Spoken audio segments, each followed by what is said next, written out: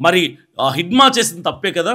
మన పోలీసులని వందల పోలీసులని చంపాడు, సిఆర్పిఎఫ్లను చంపాడు, జవాన్లను చంపాడు, ఆర్మీ వాళ్ళని చంపాడు, పోలీస్ డిపార్ట్మెంట్ వాళ్ళని చంపాడా, తప్పు కదా అనే ప్రశ్న మీకు వస్తే నేను ఒక ప్రశ్న ఇస్తున్నా.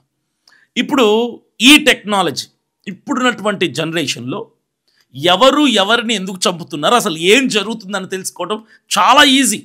హిడ్మా జీవితం కూడా మనకి ఈజీగా తెలుసుకోవాలంటే ఇప్పుడున్న టెక్నాలజీలో. అయితే హిడ్మా ఎందుకు పోలీసులను చంపాడన్న ప్రశ్నకు వస్తే నేను ఒక ప్రశ్న అడుగుతా. పోలీసులు ఎందుకు హిడ్మా ఉన్న అడవికి వెళ్ళారు? ఎందుకు వెళ్ళారు? సింపుల్ ఒకటే చెప్తాను.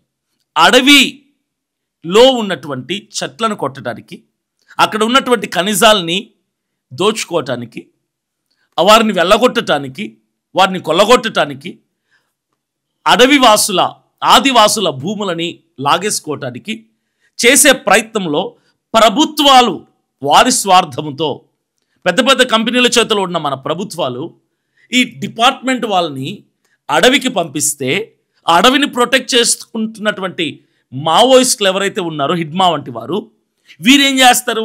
మా భూముల్ని కొల్లగొట్టడానికి వస్తారా, మా అడవిని నాశనం చేయడానికి వస్తారా, మా చెట్లను నరకటానికి వస్తారా, ఇక్కడ ఉన్నటువంటి సంపదని కొల్లగొట్టుకోవడానికి వస్తారని చెప్పి అడవికి వచ్చినటువంటి పోలీసుల మీద వీళ్ళు దాడులు చేస్తున్నారు.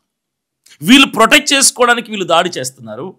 అక్కడి నుంచి వీళ్ళని తరమగొట్టి అక్కడ సంపదను దోచుకోవటానికి పోలీస్ డిపార్ట్మెంట్లను వాడుకుంటున్నారు. డిపార్ట్మెంట్ వాళ్ళని, జవాన్లని, సిఆర్పిఎఫ్ని, ప్రభుత్వం వారు. ఇక్కడ ఎవరిది తప్పు మీరే ఆలోచించండి. మీ ఊహకే నేను వదిలేస్తున్నా. వీళ్ళున్న దగ్గరికి పోలీసులు వెళ్తుంటే మా సంపదలు ఎక్కడ నాశనం అయిపోతే వీరు దాడి చేస్తున్నారు, వారు ప్రతి దాడి చేస్తున్నారు. ప్రతి దాడిల్లో కొన్ని సందర్భాల్లో మావోయిస్టులు చనిపోతున్నారు, కొన్ని సందర్భాల్లో మన పోలీస్ డిపార్ట్మెంట్ వాళ్ళు కూడా చనిపోతున్నారు. నేను ఒకటే అంటున్నాను, అల్టిమేట్గా వీరులు మరణిస్తూనే ఉంటారు, వీరులు పుడుతూనే ఉంటారు. గొప్ప వాళ్ళు ఈరోజు హిడ్మాని చాలామంది స్ఫూర్తిగా తీసుకుంటున్నారు.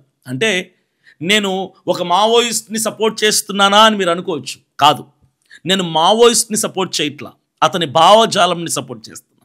అతను డబ్బు మీద ఆశ లేకుండా నిస్వార్థంగా తన జాతిని ప్రొటెక్ట్ చేసుకోవటానికి,